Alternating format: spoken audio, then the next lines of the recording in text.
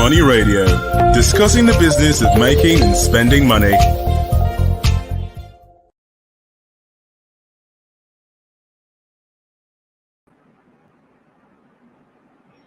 Good day to all of you beautiful people out there who are following us on Leadership TV. This is Money Radio, and we are on to the national economy segment of the program. We are discussing the topic that says why Nigeria may not benefit optimally from AFTA membership. In the studio to discuss that with me is Mr. Anthony Oko. Our delectable one. Welcome to the studio. Thank you. And my name is Case Harmon. I'm your host. Sometime a few months ago, Nigeria put pen to paper, and this is signature, joining the African Free Trade Area, that is AFTA.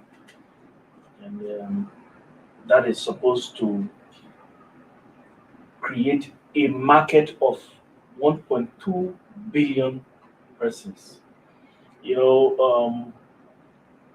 Compared to other countries and other regions, take for example the EU, they do internal trade of up to 67% thereabout. Within the North American Free Trade Area, NAFTA, yes, they do somewhere around 61% internal. Within Asia, they do something like 59%.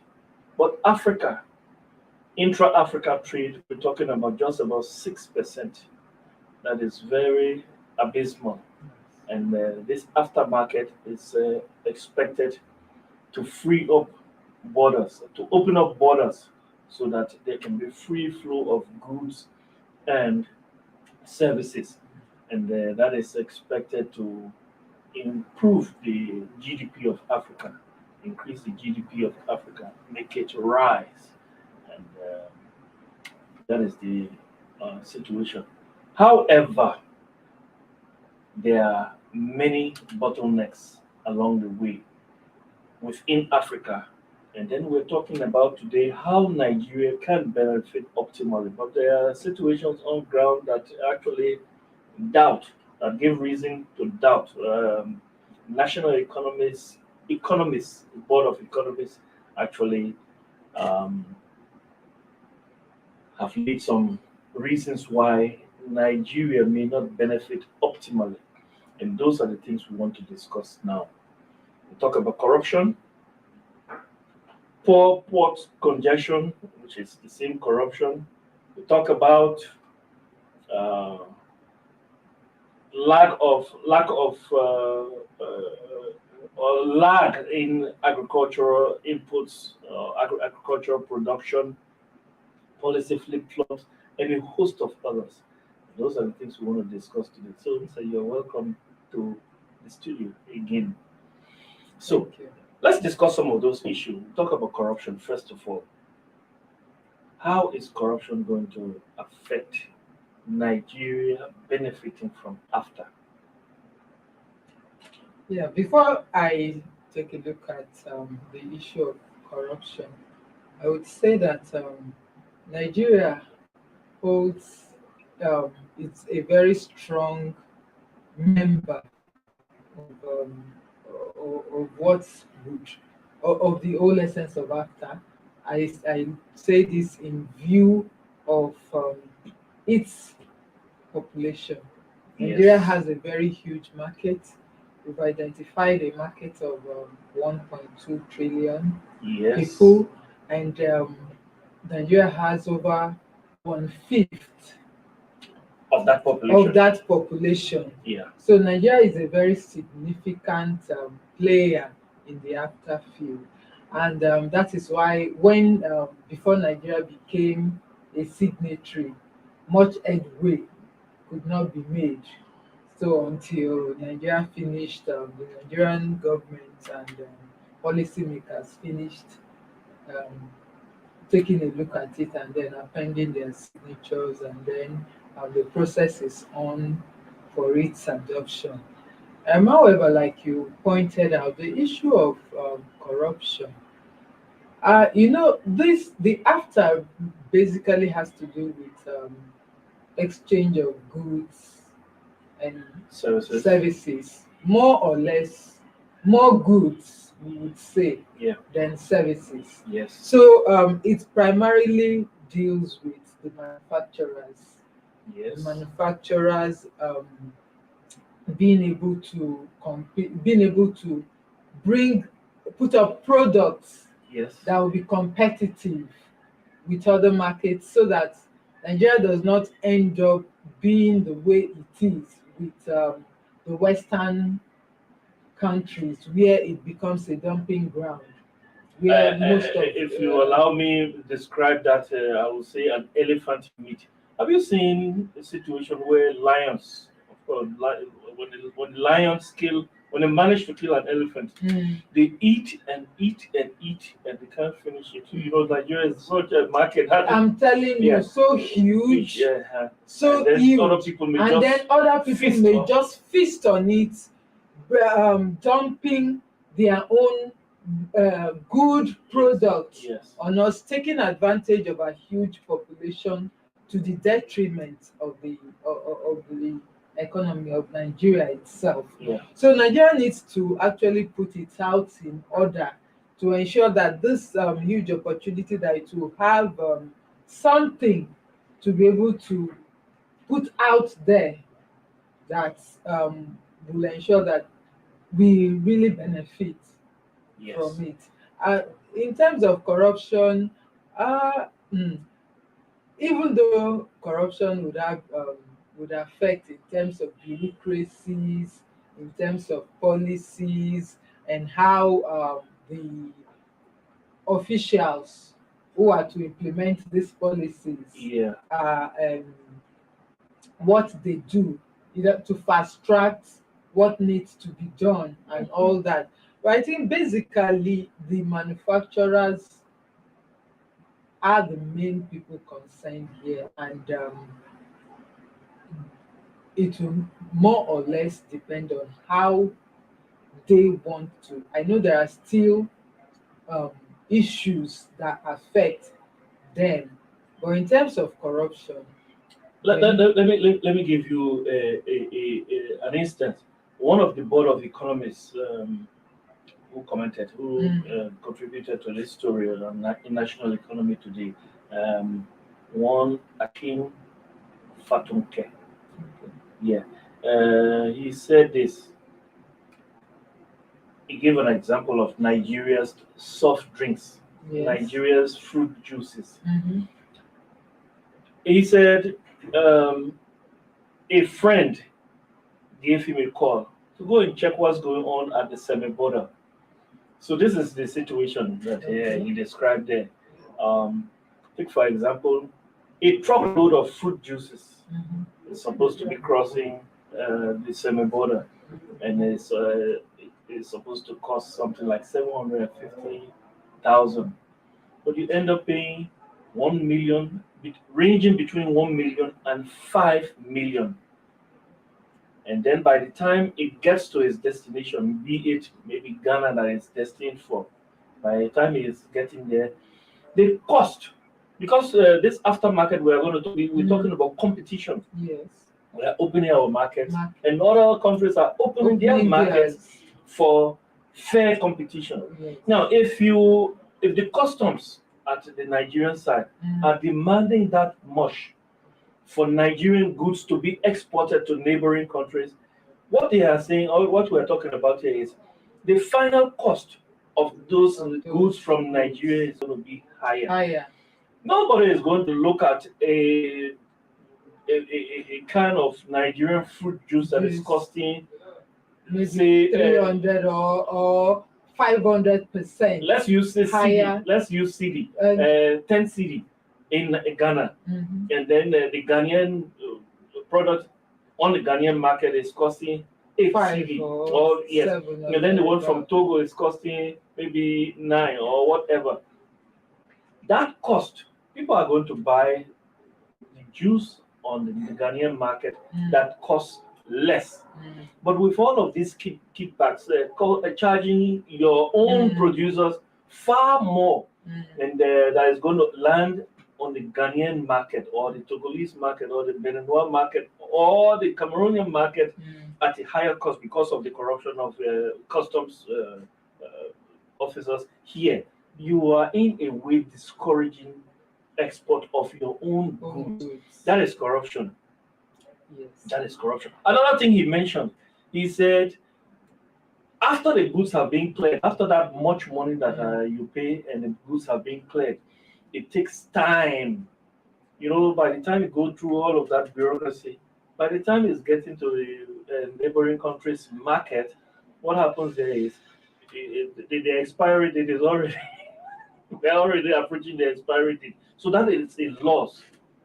So that bureaucracy and the high cost of the kickbacks, the corruption, is actually going to cost Nigerian producers or manufacturers more, which is it is a disincentive and it's a loss for Nigerian producers. And of course, your market is going to be open to those people's markets. So they are bringing their goods too, and they are benefiting from your market. You can benefit from their market because of the issue of corruption.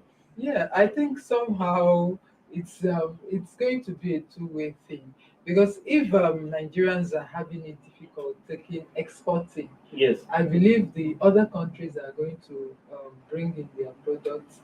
They will also meet it as their products. No, the problem is not going to be from those countries, because what that writer was talking about is the bureaucracy and then the high cost of exporting.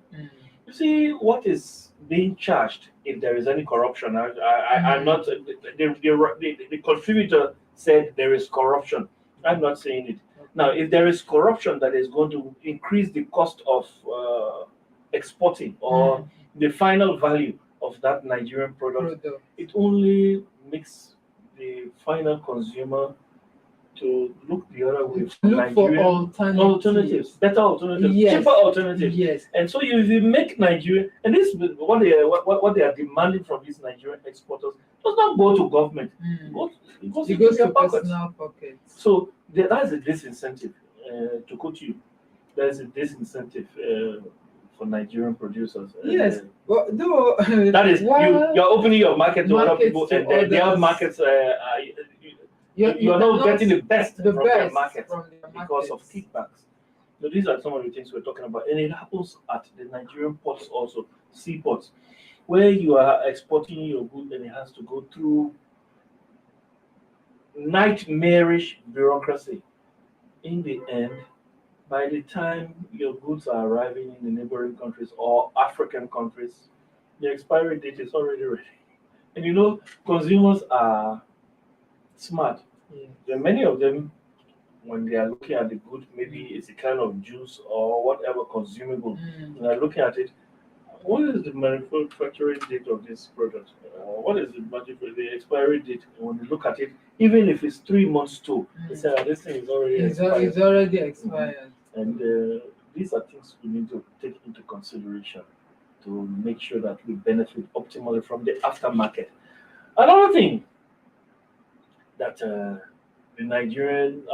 National Economy Board of Economists mentioned in that article is lag in agricultural products. Lag in agricultural products. There are many things here. We're talking about access to credit. Nigerian produce or Nigeria, the federal government has to make sure that such production inputs, because access to credit is an input in a way, financial input. So access to credit, fertilizers, make sure that we have cheap or affordable fertilizers, harvesting, and then it goes to storage facilities, and then adding value to Nigerian agricultural products. Yes, before exporting, and all of that, we need to make sure that we are performing optimally in those areas. If we don't, we give the upper hand to our neighbors. Yeah, in terms of agriculture, I would say um, Nigeria would need to look at products where it has comparative Advantage. advantage Great. over the other African countries. Great. In fact, not just in agriculture, I think in general production, what are the things that we are really good at? Those are the things that one way that I know the issue of corruption is there, and even as corruption is fighting, as you're fighting the policymakers or the people who are fighting corruption, Yeah. corruption fights back. Exactly. So they will not say as a result of that they will just stop what they are doing because of corruption. They will just have to find a way to ensure that despite this, they are still able to make some headway.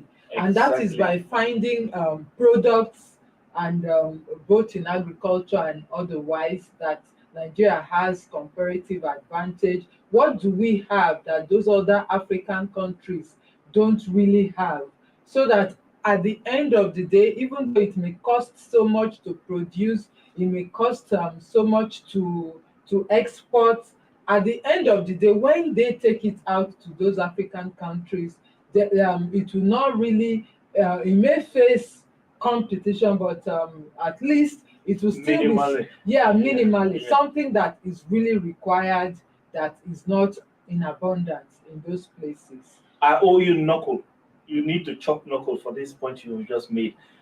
We're talking about comparative advantage. Let's take a short break. By the time we come back, we want to dwell a little more on comparative advantage before looking at other issues on Nigeria benefiting optimally from the aftermarket.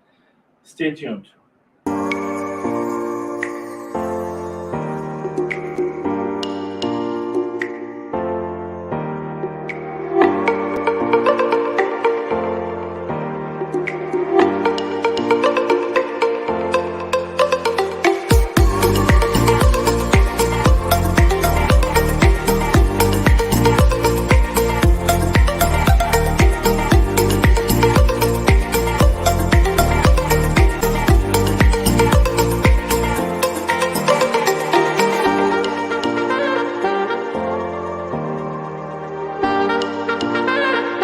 For sponsorship and advert placements, please contact 080-3688-6158. Last Word Leadership Podcast Studio. You have the last word.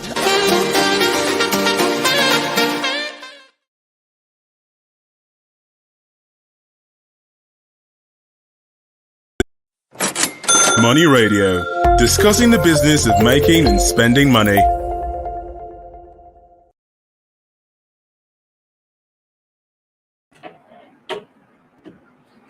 Welcome back, viewers. You're still on to Leadership TV, and we are on to the National Economy segment of Money Radio. And in the studio discussing an issue with me is Mr. Anthony Uko. That issue we're discussing is why Nigeria may not benefit optimally from after membership. And I'm your host, Case Hammond. Just before we went on break, we were talking about an issue, and that was Nigeria's comparative advantage when it comes to products, especially agricultural products. And let's talk about the comparative advantage a little. Yam, I would like to cite that example. Nigeria is by far the largest producer of yam in the world. And let's look at a few statistics. Nigeria produces something between 70 and 76% of the world's yam globally. Just as we talk about wheat, Nigeria, not Nigeria, Ukraine and Russia, Yes. they are the organs Organs. of wheat production in the world. and that's why we suffer. God forbid if Nigeria had any internal crisis. Of course, we are having internal crisis that is affecting the yam, the production of yam. Level but if production. at that level that Ukraine and Russia are right now, the world will be starved of yams. I can boastfully say so because Nigeria is by far the organ of yam production in the world. I'm happy to hear that. And that is true. Yes. When it comes to production of yam in the world, between 70 and 76% of the world's yam comes from Nigeria. The next country in the production of yam is Ivory Coast. They produce about 9% of the world's yam.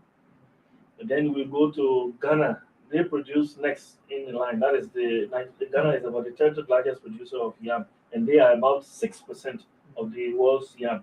So when it comes to the issue of yam production, Nigeria is oga pata pata. Now, we can clearly see that Nigeria has comparative advantage in the production of yam. However, and of course, Nigeria exports yam. Nigeria is a major exporter of yam. However, and let me qualify that. Nigeria being the largest exporter of yam, of course, Nigeria exports yam to Europe, to the US, or the Americas, and then Asia also. It is worth noting that Nigerians live in those countries. Or those continents. Nigerians are there. And even if those countries do not demand Nigeria's yam, Nigerians are there who demand their product. Because wherever Nigerians are, they want yam. Yes, they want to feel at home. They eat, they swallow pounded yam. Of course, as a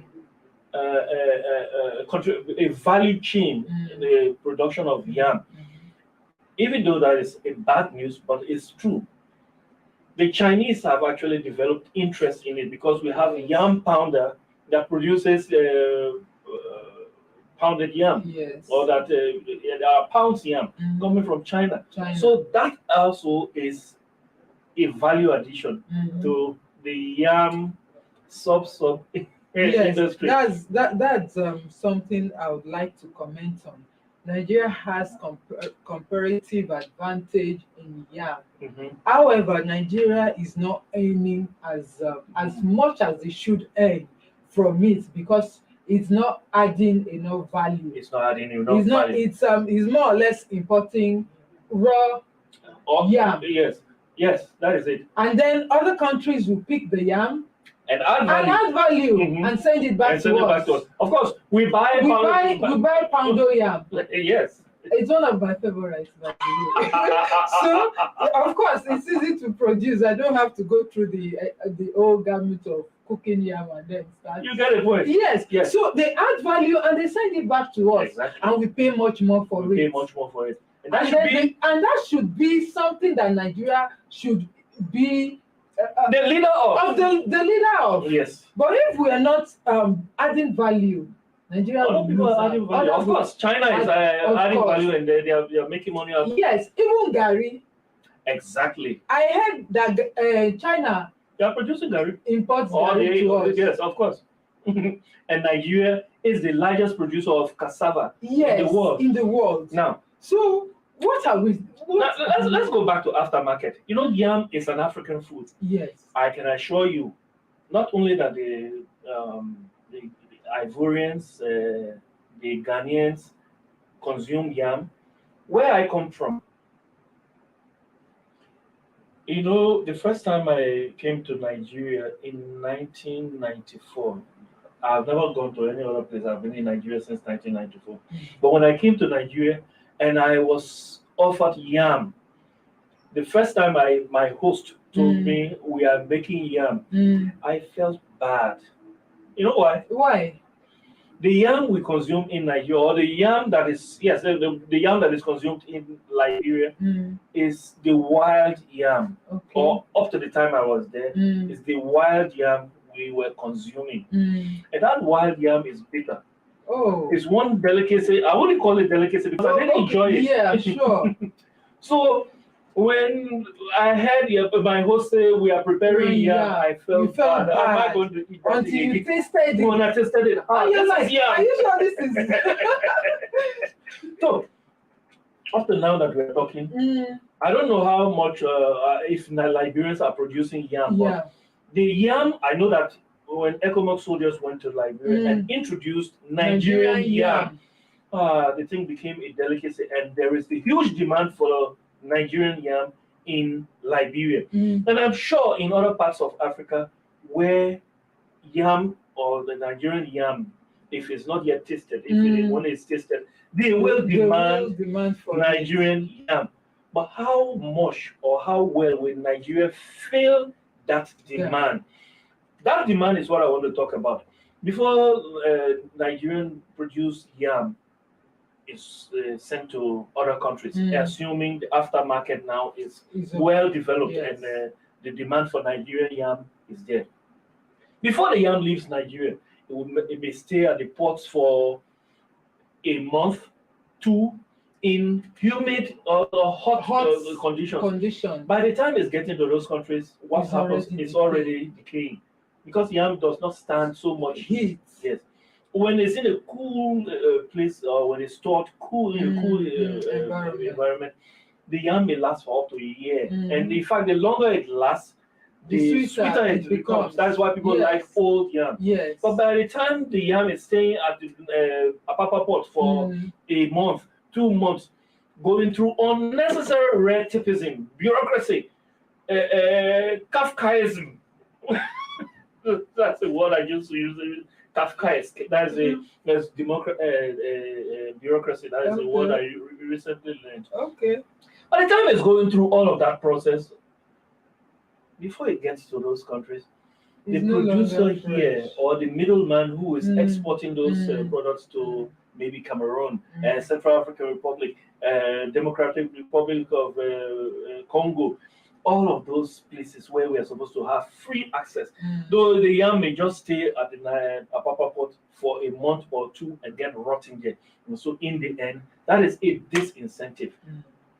Those goods may just not get to their destination.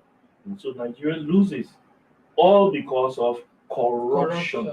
which breeds bureaucracy for things that do not matter. Where customs people are supposed to be telling our people, and I would like to mention the National Orientation Agency in this area, where they are supposed to be giving the proper orientation. Do this, do that, or SON, that is the Standard Organization of Nigeria. All of these agencies that are being paid, a government is actually, and of course they are being paid from taxpayers' money, monies that are supposed to come from the export of these yams and other products or manufactured products. They are supposed to come from there. They receive their support, or they get their budget comes from these activities where they get their pay from. If they are hindering the smooth flow of these goods and services, it's only a disservice. And who gains from such a disservice? The individual thieves, the individual corrupt officials. So it's actually a disservice. It's a disservice to the entire country. So that may make Nigeria not benefit optimally. Then on the we are losing time. On the government at the government level, there are some policy issues that need to be settled or that need to be fixed. And if those issues are not fixed, you will find out that Nigeria may not benefit optimally. And then lastly, I want to leave this issue for you to discuss. Transportation, roads, and we're talking about infrastructure. How might infrastructure affect Nigeria benefiting from AFTA? Yeah, you know that many of these neighboring countries, they are quite close. Yeah. It's not all of them that will require going through the sea ports. Yes. A lot of the goods may have to go through the land borders, as the case may be. And with that, if the roads are as bad as they are, Yes. I've not been to Seme in a very long time, but the last time I went to Seme through Lagos, I was actually on my way to Ghana, and by the time I went through the Nigerian part of it Yes. to Seme, to get to Seme and then on to Ghana, I vowed that I wasn't going to come back. If it was around 2017, then I feel sorry for you. If that time It you was went earlier there, than that. So it was. I think they're repairing that road. But that is one of the major roads. And That's the that gateway road, to ECOWAS. yes, and I think the repair on that road has taken too long. Yes. Too long. So these are areas that after Nigeria, the federal government needs to make sure to that fast some track. yes, so that we benefit optimally from after. Yes. There are many issues. Maybe we'll discuss this issue another day. Yeah, Of course. time is up. Yes. That's the more we can take today on Money Radio on Leadership TV. It has been nice having you in the studio again. Thank you. To you, our producers, we say thank you also. But our biggest thanks actually go to you who follow us loyally on this program. It's always nice having you, and it's because of you we are here. So, until we meet tomorrow for another edition, a bumper edition of Money Radio. From here, Leadership TV, our message to you is stay safe, stay blessed. God bless you. Thank you for watching. For sponsorship and advert placements, please contact